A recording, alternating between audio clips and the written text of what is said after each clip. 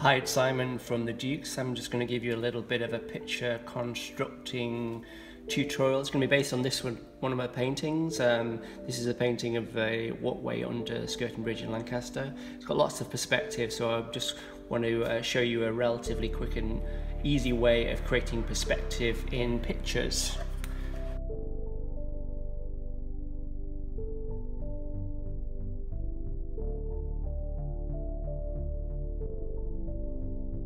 So the first thing you need to do really is just to construct a very simple shape on your page.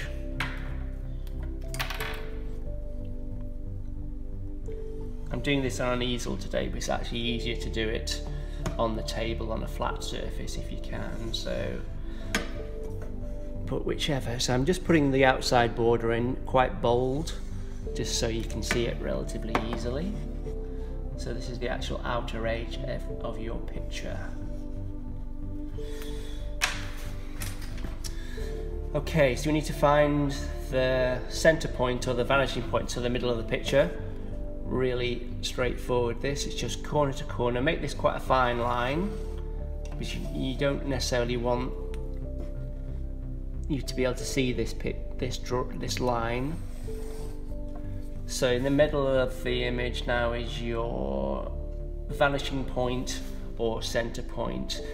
This is also called train line perspective, as you can imagine. It looks a bit like train tracks there. So like in the painting, I think we'll have a door just at the back there to give the eye something to look at. So if you go again, choosing these lines that have gone from corner to corner, and that will make sure hopefully everything stays in perspective, in theory. So up the other side. Again, it's not an exact science, as long as you're sort of relatively, just makes things a lot easier. So I've come to all those 4 points there, those points there. We know this is our path down here, so we can put that in a bit thicker.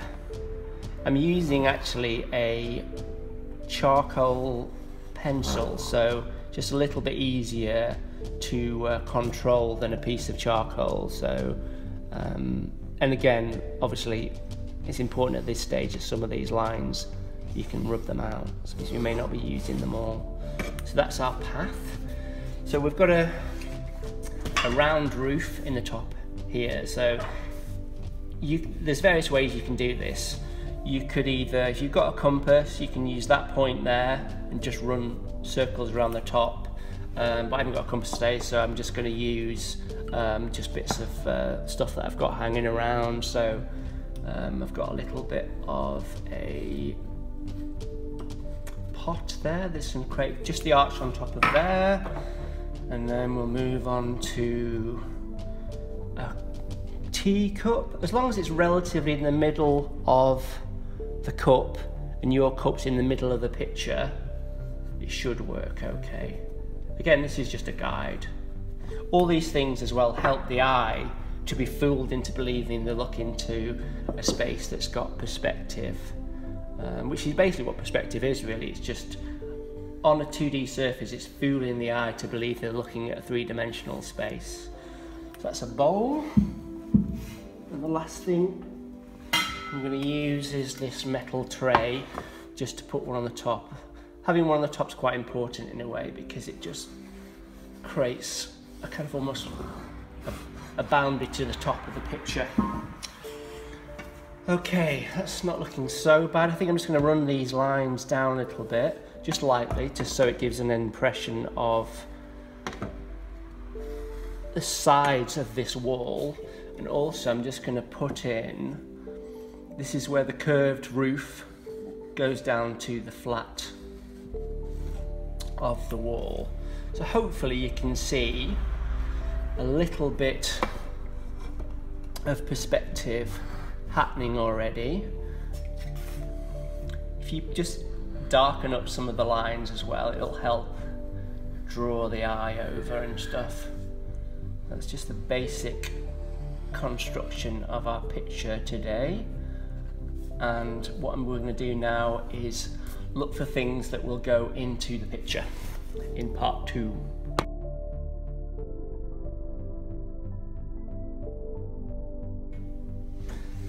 Hi, I've just done a bit of research on the internet and I've found some images that might work well with our picture. So I've just brought them up on the screen.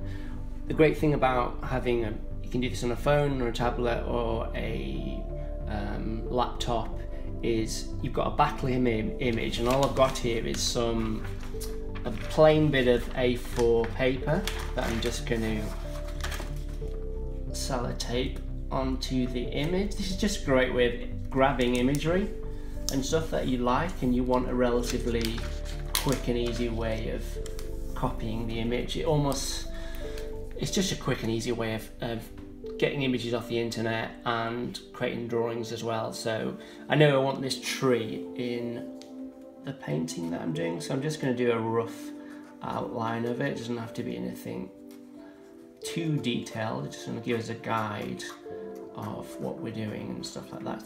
It's almost like the style of tree that I like, that I think would be appropriate for the painting, just basically a tree shape and stuff like that. And also I quite like graffiti in my paintings, so we're just going to copy this tag here. Again, it's so quick and easy that you can copy any drawings. If you've got a person you want to paint or anything like that, you can just do the basic outlines of the image and then you can colour in the painting if you want to. Just really straightforward, this. So quick. It does help sometimes if you have the room that you're working in quite dark, because it will make the images come out really well. So dark room, and then have this just straightforward A4 paper. So that's just a rough guide of the two things we're going to use in the picture, and you can see immediately I've got two images that I can work with. Okay, let's go and put these on the picture.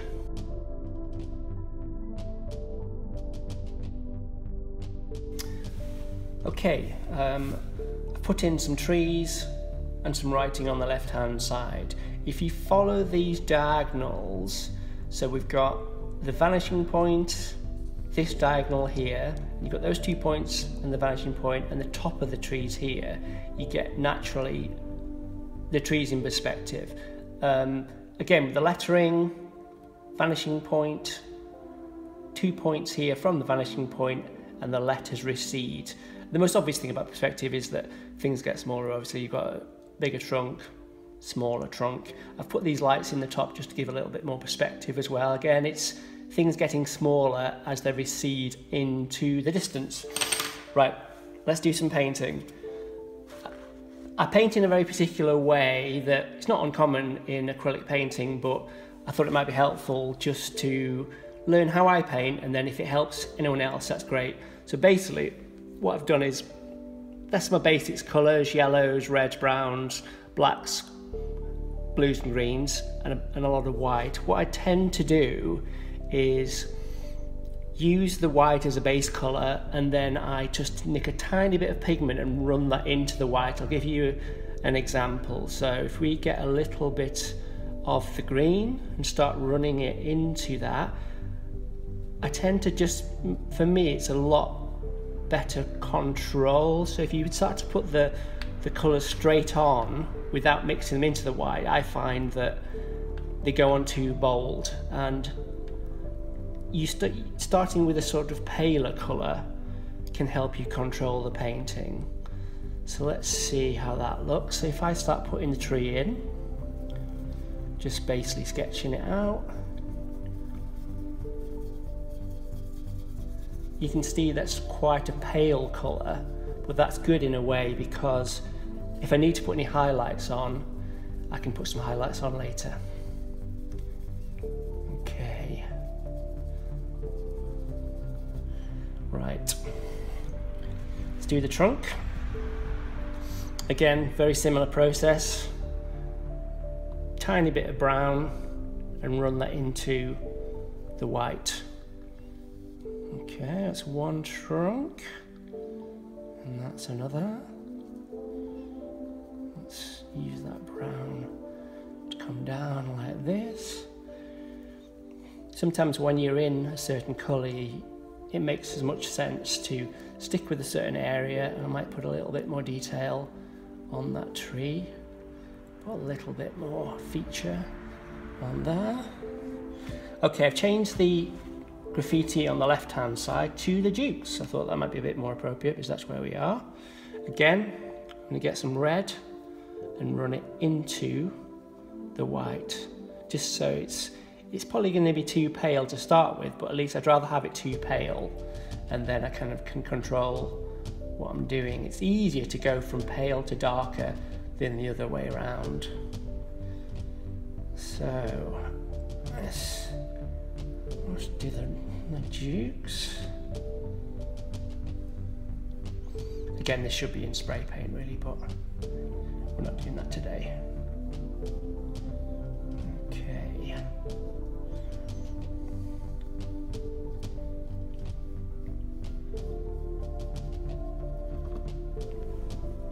So that's the basics of those two elements I brought in from the image I took off the internet. One of the basic principles that can work with a painting like this is, if you've got perspective, is to work from dark to light in the middle. So let's try that. So I'm going to mix up a little bit of the black into the white again. Put a bit of water on. And I'm going to start with this path quite dark on the bottom.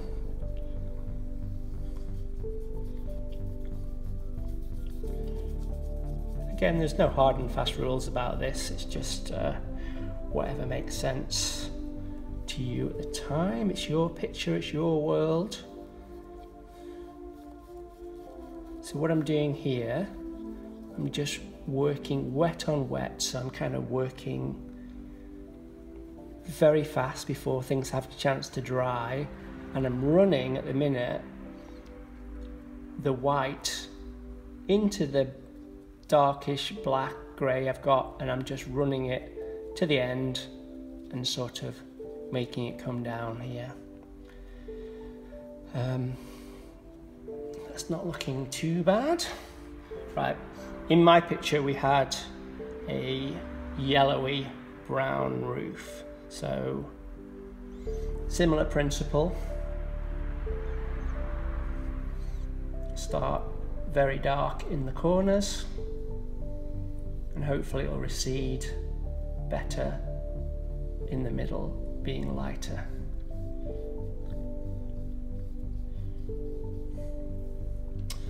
So I've got into the yellow colour again, but I've just gone in with some white so I can start to run round and hopefully get a little bit cooler and lighter as I get to the middle. Any sort of little brush marks that seem to follow what you're doing is like happy little accidents that use them to your benefit, really. Right, let's just put a little bit of colour in the background of the wall.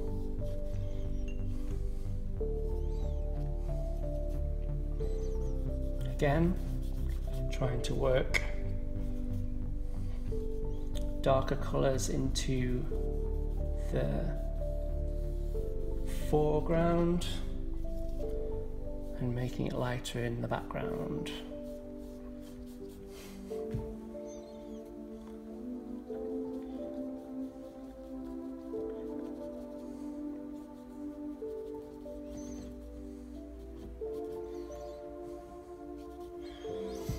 Okay. What I'm going to do now is just pick out some highlights, and hopefully we're nearly done. This is a kind of important point to the painting because it just brings everything to life, hopefully, is just little bits of detail and little bits of contrast.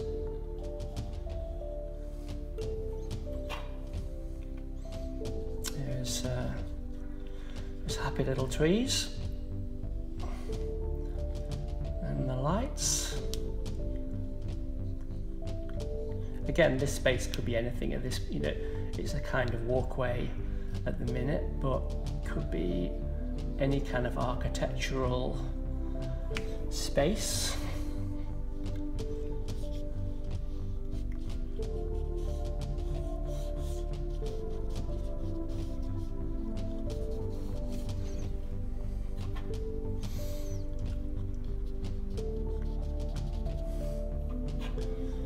Okay, just it always helps to put in some highlights on things. It kind of starts bringing stuff together.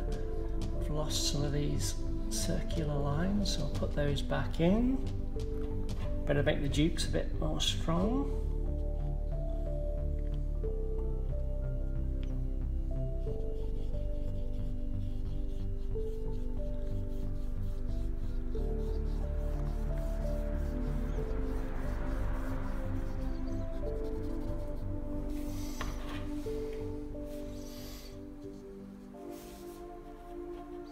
Just darkening up these edges.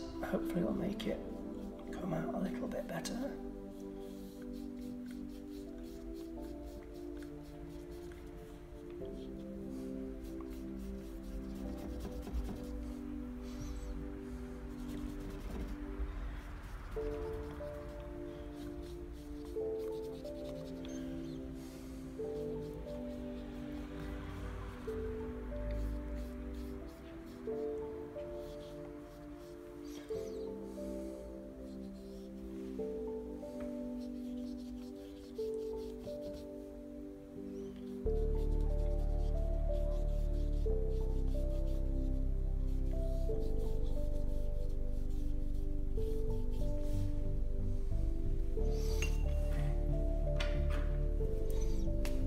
Okay, sometimes a good idea is to bring the pen back that I had at the start, and what that does, it just tidies everything up and brings things to focus.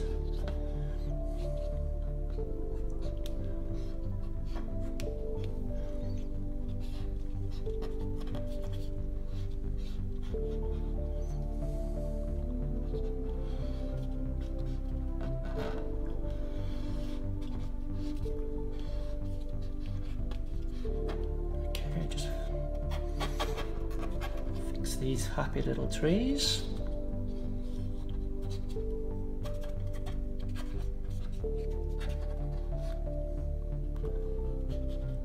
Put this.